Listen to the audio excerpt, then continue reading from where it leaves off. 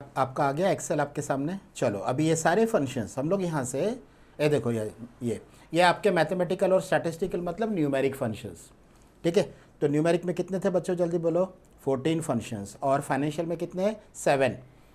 तो ये पूरे के पूरे 21 फंक्शंस एक बार रन करके दिखा दूंगा ना बच्चों, और ये फाइल आपको भेज दूंगा। और इतना ही एक्सप्लेनेशन लिखना है एग्जाम में, छोटा सा एक्सप्लेनेशन एग्जाम्पल। देखो मैंने दो दो एग्जाम्पल दिए, आप एक भी लिखोगे तो आपको मार्क्स मिल जाएगा। क्या होता है, 1 मार्क्स में हाफ मार्क्स एक एग्जाम्पल का होता है और हाफ मार्क्स एक्सप्लेनेशन का होता है, ये बात ध्यान रखना। ठीक है, चलो स्टार्ट करते हैं सम से।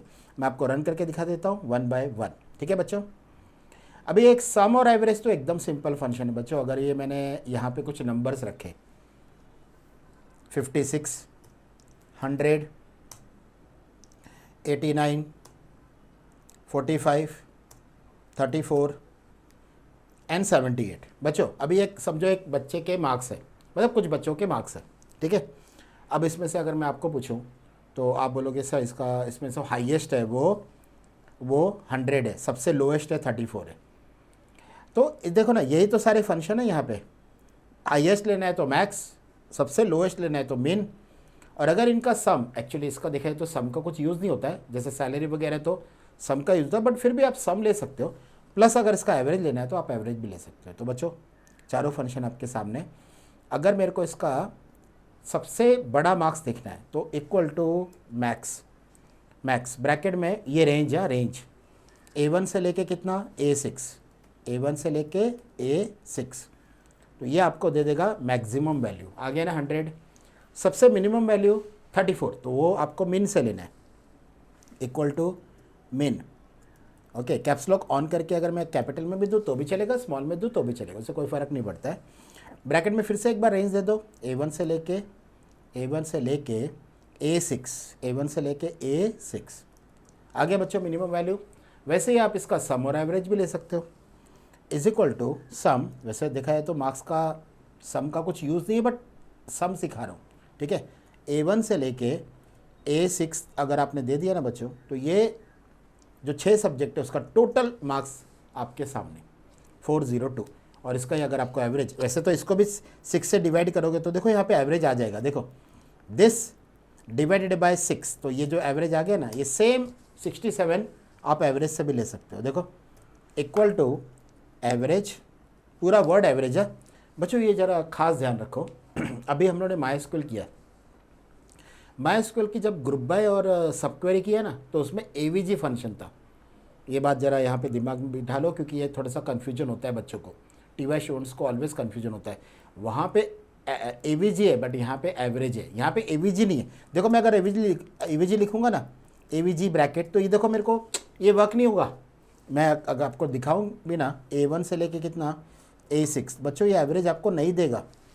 देखो एरर दे रहा है आपको, ये एवरेज नहीं देगा। तो यहाँ पे जो फंक्शन है ना, वो AVG नहीं है, वो पूरा एवरेज है। सो इक्वल टू एवरेज पूरा वर्ड, और उसके बाद फिर A1 से लेके A6। This will give you exact answer. और देखो इसका आंसर वही है 67, जो हमने इसका डिवाइड बाय 6 किया था। ये एवरेज से लिया, ये डिवाइड बाय 6 किया। तो बच्चों अपने हो गए 4 फंक्शंस डन, सम, एवरेज, मैक्स, मिन, जो आपके स्क्रीन के सामने दिख रहे हैं ना, ये चारों का मैंने आपको प्रैक्टिकली रन करके दिखा दिया। फिर आगे देखते हैं। Count, square root, int.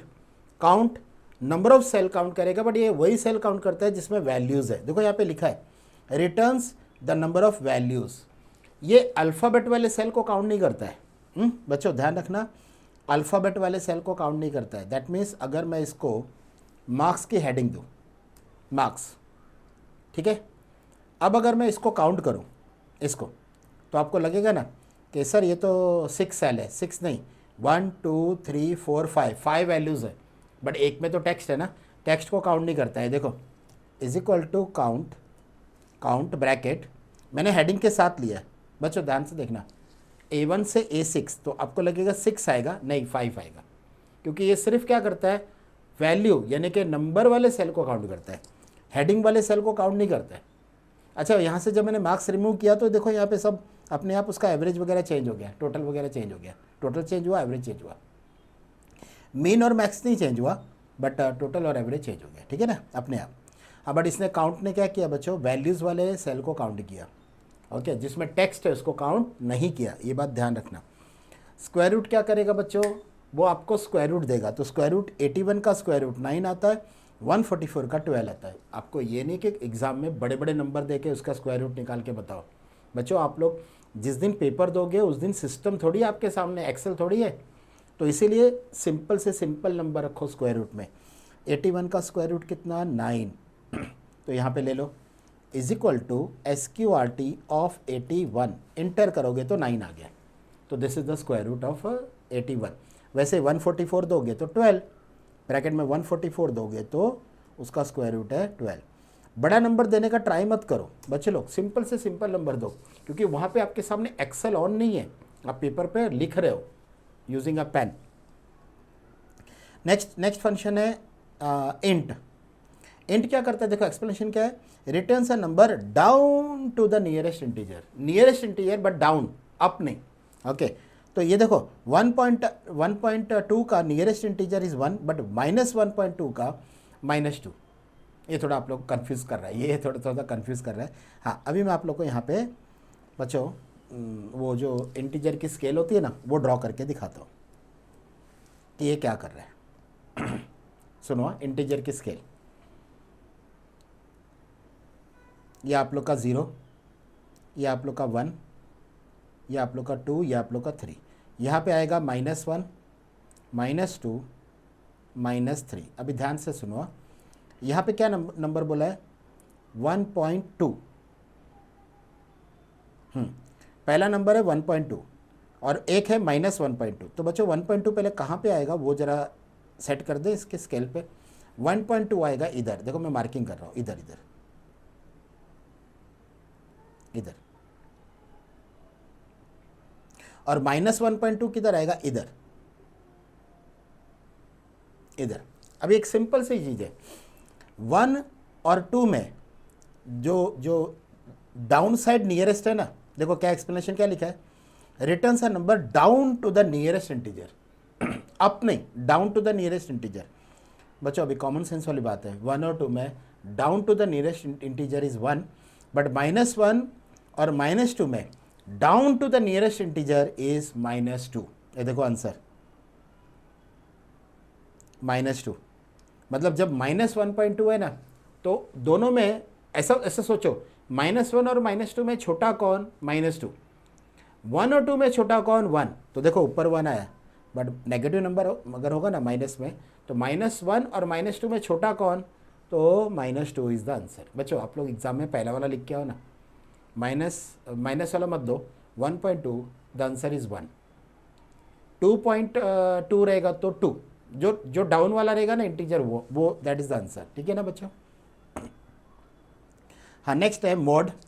आपको पता है ये माइस्क्यूएल में भी था मोड, और इनफैक्ट ये मोड भी था और ABS भी था, राउंड भी था, राउंड भी था। ठीक है ना, ये फंक्शन आपके माइस्क्यूएल में भी थे। तो मोड का पता है आपको, एक क्वेरी में भी आता था कि डिविजिबल बाय 7 वाले रिकॉर्ड बताना, जिसका एम्प्लॉय नंबर डिविजिबल बाय 7 है, वो सारे के सारे रिकॉर्ड। तो ये भी यहाँ पे भी वही करता है, ये रिमाइंडर देता है आफ्टर डिवाइडिंग। तो 13 को अगर 5 से डिवाइड किया तो रिमाइंडर इज़ 3, और अगर 28 को 10 से डिवाइड किया तो रिमाइंडर इज़ 8। बच्चों ये 8 कैसे आया और 5 कैसे आया, इधर देखो।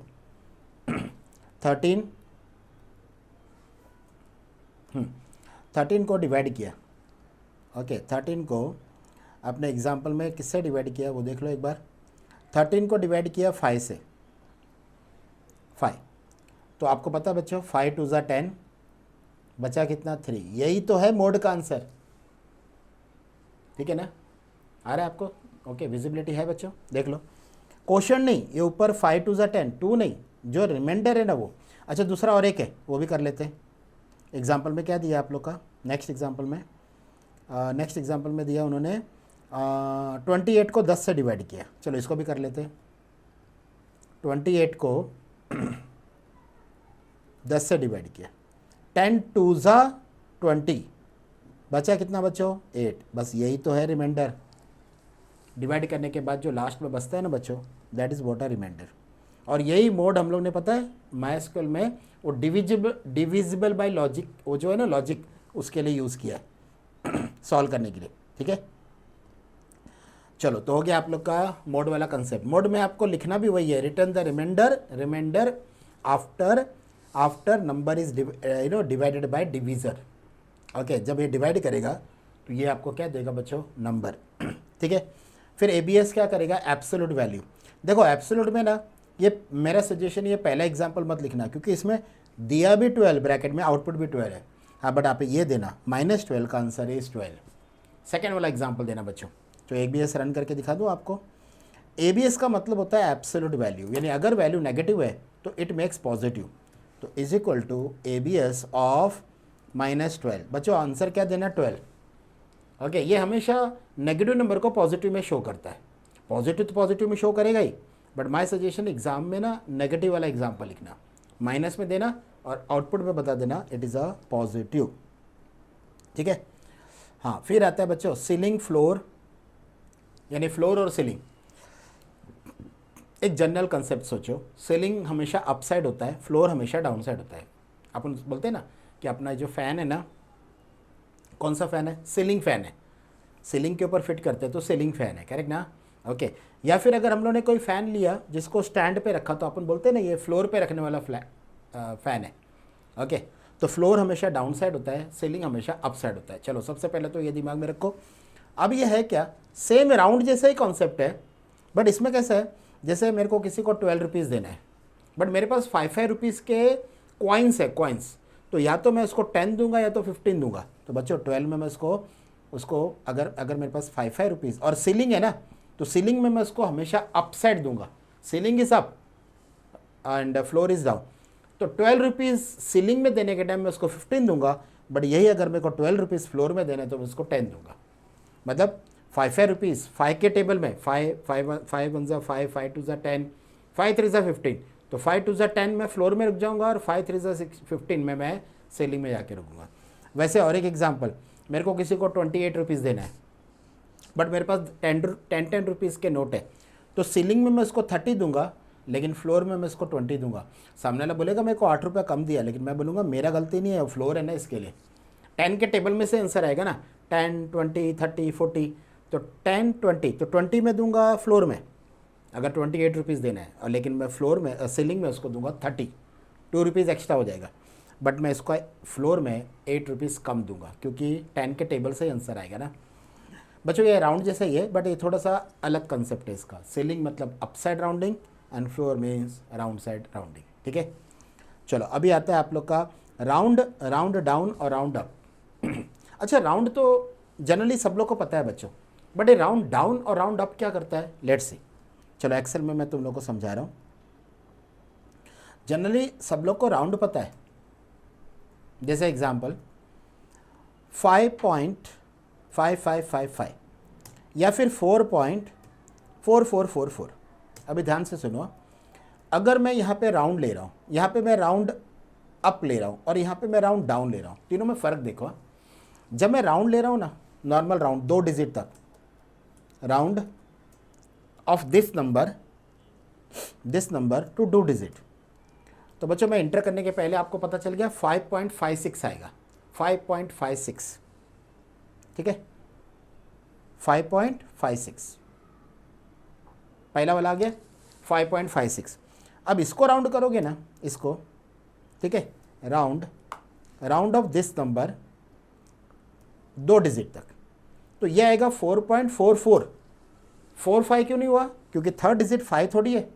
ये तो आप लोग को बच्चों पहले से ही पता है, कैलसी वगैरह में भी अगर 2 डिजिट शो कर रहे हो, राउंड हमेशा ऐसे ही होता है। हाँ, लेकिन ये अप और डाउन का लॉजिक समझो।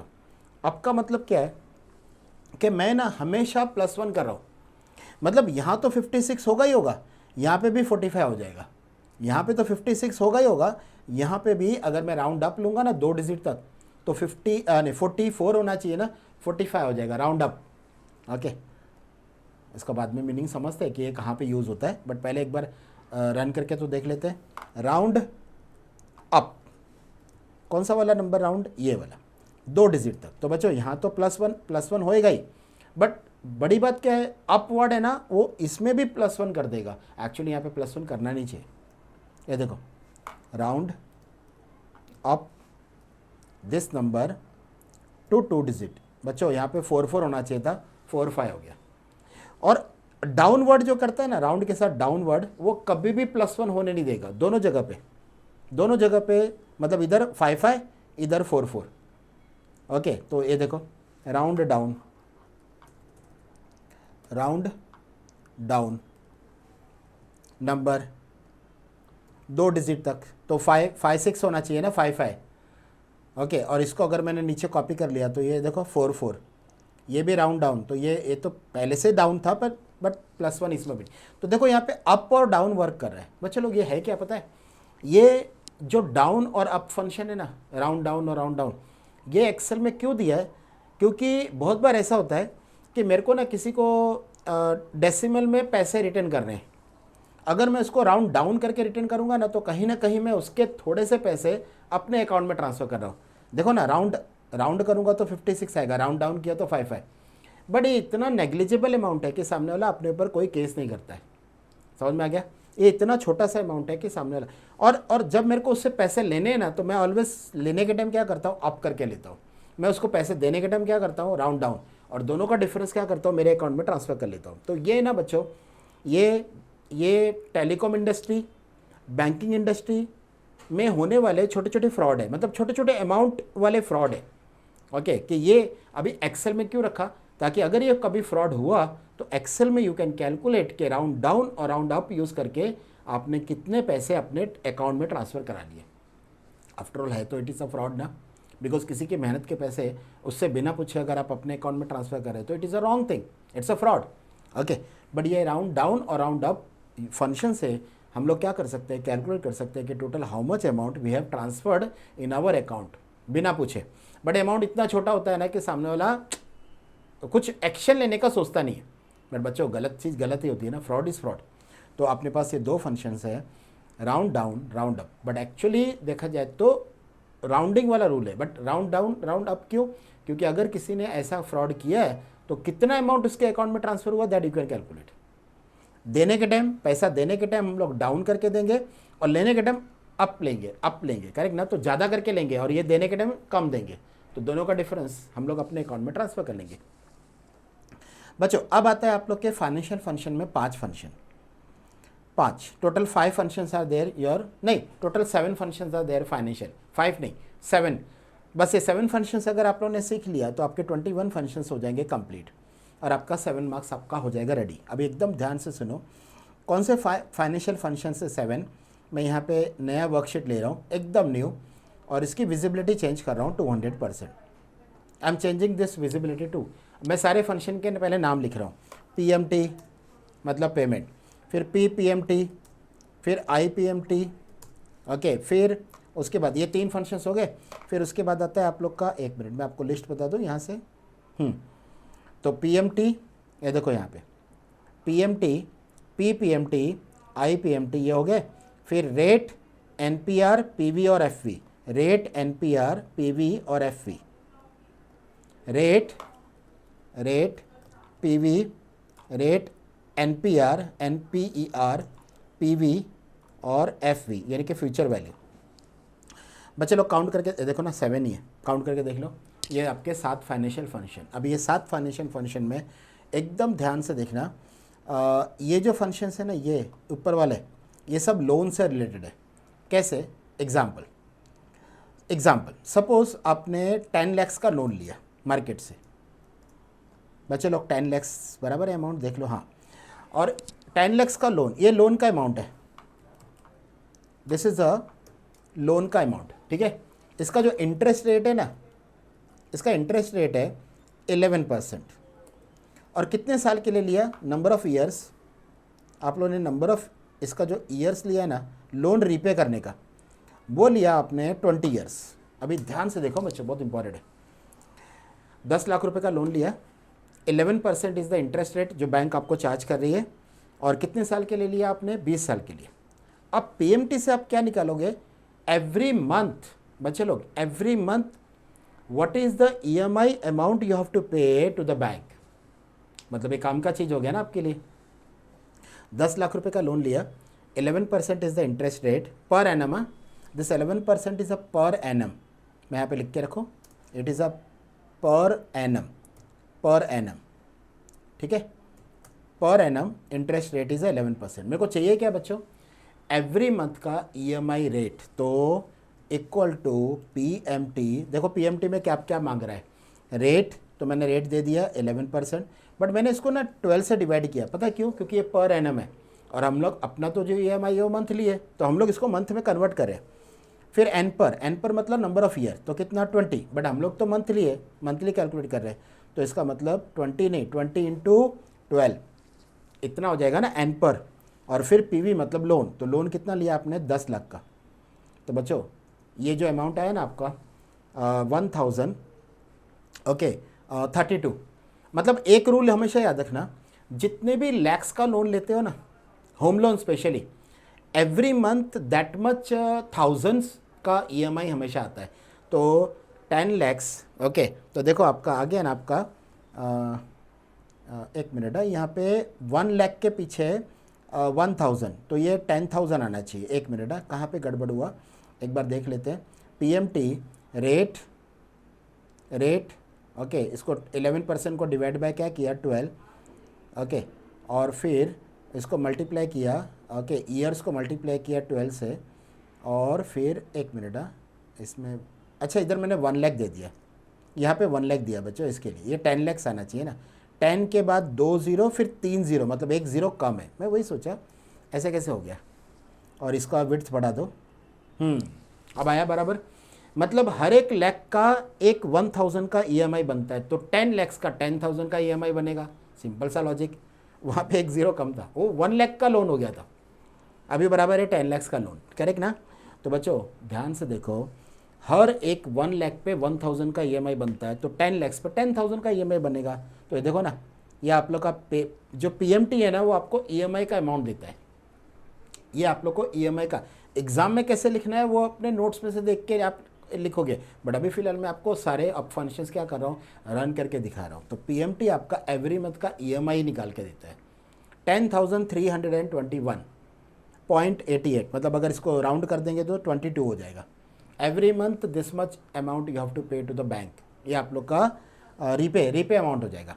फिर पेमेंट का मतलब क्या बच्चे लोग, पेमेंट, ओके, पेमेंट का मतलब पीपीएमटी, मतलब जो आप पे कर रहे हो ना, उसमें से प्रिंसिपल कितना और इंटरेस्ट कितना, ये समझो बच्चों। जो भी whatever amount you are paying ना, उसका प्रिंसिपल अमाउंट और इंटरेस्ट अलग करके देखने का है। तो अभी मैं ये अमाउंट पे कर रहा हूँ, इसका प्रिंसिपल अमाउंट और इंटरेस्ट अलग करके देखते हैं। Is equal to PPMT bracket, what is the rate, वापस एक बार, rate is 11% divide by 12, comma, what is the installment number, पर मीन्स इंस्टॉलमेंट नंबर फर्स्ट, मेरे को फर्स्ट का देखना है, और एन पर मीन्स 20, बट 20 इंटू कितना 12, बिकॉज आप लोग इसको ईयर को मंथ में कन्वर्ट कर रहे हैं। और लास्ट में उसने बोला पीवी मतलब लोन का अमाउंट इज दिस। तो बच्चों आप ध्यान से देखो, पहली जो इंस्टॉलमेंट आप 10,322 की पे कर रहे हो ना, उसमें आपका principal amount is this much, और फिर आप आई पेमेंट क्या करोगे, is equal to I PMT मतलब क्या, इंटरेस्ट कितना आपका, वो जो पेमेंट जा रहा है ना उसमें इंटरेस्ट कितना है। अच्छा बाद में फिर दोनों को प्लस करूंगा ना, तो ये वाला अमाउंट आना चाहिए, क्रॉस वेरीफाई करेंगे, बट एक बार मैं पहले IPMT से निकाल तो लूँ कि व्हाट इज़ द इंटरेस्ट। क्या बोला है पहले, rate is what 11% divide by 12, comma, पर मीन्स 1, फर्स्ट इंस्टॉलमेंट का ही नहीं रहा। अच्छा जब स्टार्टिंग में फर्स्ट का लिया तो देर में फर्स्ट ही आएगा ना, जब प्रिंसिपल फर्स्ट का है तो इंटरेस्ट भी तो फर्स्ट का ही होगा बच्चों। फिर क्या बोला उसने, number of year, this you have to multiply with what 12, और पीवी मतलब लोन मतलब ये वाला अमाउंट। बच्चों ये देखो आ गया, ओके। इसका मतलब क्या, जब मैं दोनों को प्लस करूंगा ना, इसको और इसको, this plus, okay, this plus this, तो इधर देखो ध्यान से, ये वाला अमाउंट आ रहा है, देख लो एक्सेल कितना कैलकुलेशन में परफेक्ट है, एक्सेल कितना कैलकुलेशन में परफेक्ट है, आप लोग को यहाँ पे दिख जाएगा। ये दोनों का प्लस किया तो ये अमाउंट आया, पेमेंट का अमाउंट आ गया। तो बच्चों पीपीएमटी मतलब principal, okay, amount through payment, and IPMT मतलब interest amount through payment.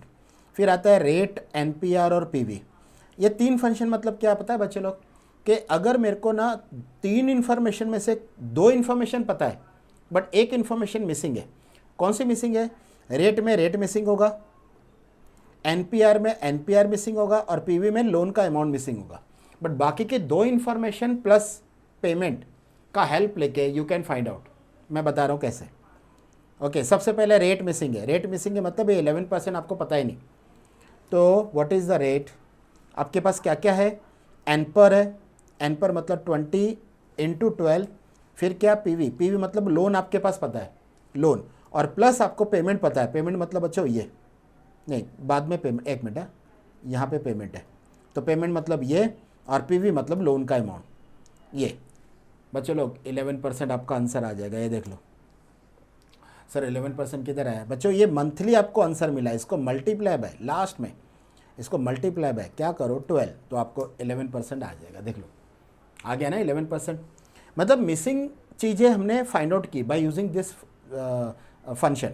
Okay फिर आता है आप लोग का NPR, मतलब NPR मतलब ये मिसिंग है, ये मिसिंग है, ठीक है। तो NPER ब्रैकेट क्या क्या चाहिए इसको, इसको रेट चाहिए, रेट चाहिए, पीवी चाहिए, पेमेंट चाहिए। मतलब आप ये तीन इन्फॉर्मेशन आप दोगे ना तो ये मिसिंग चीज़ आप फाइंड आउट कर सकते हो NPR से। सो NPR ब्रैकेट पहले क्या चाहिए, रेट, रेट मतलब दिस, बट डिवाइड बाय 12 करना पड़ेगा, यस। फिर पेमेंट, पेमेंट मतलब ये वाला पेमेंट, फिर कॉमा पीवी, पीवी मतलब कौन सा, लोन का अमाउंट आ गया। बट ये 240 क्यों आया, क्योंकि लास्ट में आपको ये 20 लाने के लिए लास्ट में डिवाइडेड बाय, ये मंथली आया बच्चों, आंसर मंथली आया, तो इसको डिवाइड बाय क्या करो 12, आ गया 20 साल, परफेक्ट 20 आया कि नहीं। ओके फिर आपका वैसे ही ये लोन का अमाउंट भी अगर आपको मिसिंग है ना, तो that you can find out by using a PV is equal to PV bracket, क्या मांग रहा है, रेट, रेट दिया divide by 12 comma, then NPR दिया मल्टीप्लाई बाय 12, है कि नहीं। फिर उसमें क्या देने का है, पेमेंट, पेमेंट क्योंकि पीवी तो निकालना है बच्चों, एग्जैक्टली आपका 10 लाख रुपीज़ आ गया देखो। अच्छा अभी इसमें एक ही फंक्शन पेंडिंग है अपना फाइनेंशियल में, और वो है फ्यूचर वैल्यू। बच्चों एक चीज़ याद रखना, फ्यूचर वैल्यू ना, ये सारे फंक्शन लोन वाले थे, लोन लोन लोन, ये सारे मतलब आउट ऑफ 7 6 फंक्शन हम लोगों ने लोन के पॉइंट ऑफ व्यू से पढ़ाई किया।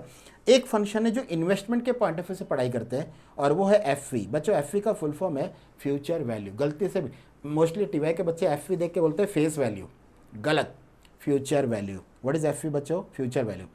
अभी फ्यूचर वैल्यू का कंसेप्ट क्या है सुनो, बैंक आपको 9.5% इंटरेस्ट दे रही है, ठीक है। Every month you are paying every month you are paying 5,000 rupees. ऐसा कितने साल के लिए कर रहे हो, ऐसा आप 5 साल के लिए कर रहे हो। बच्चों एकदम ध्यान से सुनो, 5 साल के लिए every month you are paying, एक मिनट इसको राउंड फिगर करके 1000 कर देता हूँ, every month you are paying 1000, okay. और ये 2 साल के लिए कर रहे हो, चलो ना, ठीक है। तो अगर आप ऐसे नॉर्मली इंटरेस्ट रेट ऐड नहीं करो नॉर्मली, तो 2 साल के लिए आपका कितना पैसा जमा हो जाता है बैंक के पास, तो 24 मंथ्स का, तो 24,000। बट आपको रिटर्न में फ्यूचर में बैंक आपको 24 से ज़्यादा देगी, ये बात तो श्योर है ना बच्चों। बस ये चीज़ यहाँ से निकालनी है, ओके। एक मिनट यहाँ पे रखता हूँ, लेफ्ट में वापस एक बार देख लो, 9.5% बैंक मेरे को इंटरेस्ट दे रही है, 1,000 rupees every month we are paying. ऐसा हम लोग कितने साल के लिए कर रहे हैं, 2 साल के लिए, 2 साल के लिए, ठीक है ना। और मेरे को निकालना क्या है कि आफ्टर 2 ईयर्स, वैसे तो मेरा 24,000 हो रहा है, but after 2 years what the bank is returning, what the bank is paying, because 2 साल के बाद अपना कुछ प्लान है, ये पैसे को लेके कुछ प्लान है कि नहीं। तो यहाँ पे उसका फंक्शन है is equal to future value bracket, future value bracket क्या बोल रहा है, रेट। तो रेट पे क्लिक किया, ये रहा वही रेट ऑफ इंटरेस्ट। अभी ये जो है ना ये पर एनम है, तो डिवाइड बाय अगेन व्हाट 12, ठीक है, कॉमा फिर उसने क्या बोला NPR किया, तो 2, तो 2 नहीं 2 मल्टीप्लाई बाय 12, क्योंकि every month we are paying ना, फिर कॉमा उसने क्या बोला पेमेंट, तो पेमेंट हम लोग कितना दे रहे हैं 1,000 का। बच्चों वैसे देखा है तो बैंक आपको 24 तो देगी, उससे ऊपर ही देगी, तो बैंक आपको कितना दे रही है 26,317, जिसमें से अगर 24 माइनस करोगे तो ऊपर का पूरा इंटरेस्ट कैलकुलेशन है, इंटरेस्ट कैलकुलेशन 9.5% के हिसाब से, ओके। वही अगर इसको आप 5 साल कर दो, 5 साल, तो 5 साल के हिसाब से विथ इंटरेस्ट इट इज़ 76,000। वैसे देखा है तो 12 फायदा कितना होता है, देखो इधर इक्वल टू 12 इंटू 5 कितना हुआ 60, मतलब आपका 60,000 है, अमाउंट आपका 60,000 है, बट आपको 5 साल के बाद बैंक कितना रिटर्न कर रही है, 76,422.25। ये बैंक आपको रिटर्न, मतलब आपके 7 फाइनेंशियल फंक्शन में से ना बच्चों 6 आपके लोन से रिलेटेड है, एक ही आपका इन्वेस्टमेंट से रिलेटेड है। इस तरह से पढ़ाई करना, और इस तरह से आपके हो गए total how many functions, 21 function. ये 21 फंक्शन में से आपको कितना पूछेंगे, 7, और वो 7 का आपको क्या लिखना है, एक्सप्लेनेशन विथ एग्जाम्पल। ये क्या अपने नोट्स के अंदर जैसा है वैसा, ये इसकी PDF आपको मिल जाएगी। ये 21 फंक्शंस है, 21 जो पूछा वो सारे फंक्शन का एक्सप्लेनेशन विथ एग्जाम्पल दे देना। ओके, तो 7 फंक्शन बच्चों कन्फर्म आएगा, कन्फर्म, ठीक है। हाँ, अभी ये तो हुआ 7 मार्क्स का टेंशन खत्म, मतलब 8 मार्क्स के 2 क्वेश्चन, 7 मार्क्स के 2 क्वेश्चन। तो जो नेक्स्ट 7 मार्क्स के जो 2 क्वेश्चन हो गए ना, उसमें फंक्शन को टारगेट लेके चलो, यानी फंक्शन की पढ़ाई करके जाओ। 21 फंक्शंस, जिसमें से 7 फंक्शन आपको एग्जाम में पूछेंगे, लिख के आओ, और हर एक फंक्शन का 1-1 मार्क्स आप ले लो। तो 7 मार्क्स का बच्चों आपका टेंशन खत्म। हाँ, अभी नेक्स्ट जो अपना वीडियो लेक्चर बनेगा उसमें 8 मार्क्स का आपका टेंशन मैं खत्म करूँगा। हाँ, बट 8 मार्क्स के लिए थोड़ी सी एफर्ट ज़्यादा डालना पड़ेगा, बिकॉज एक वीडियो लेक्चर में पॉसिबल नहीं है, एटलीस्ट 2 या 3 बनाना पड़ेगा। बट हाँ, आपका मैं 8 मार्क्स का टेंशन खत्म करूँगा। अभी फिलहाल आपका 7 मार्क्स का टेंशन खत्म, और ये जगह फिक्स है। 2 7 मार्क्स का जो नेक्स्ट वाला 7 है ना, उसमें मोस्टली फंक्शन आता है।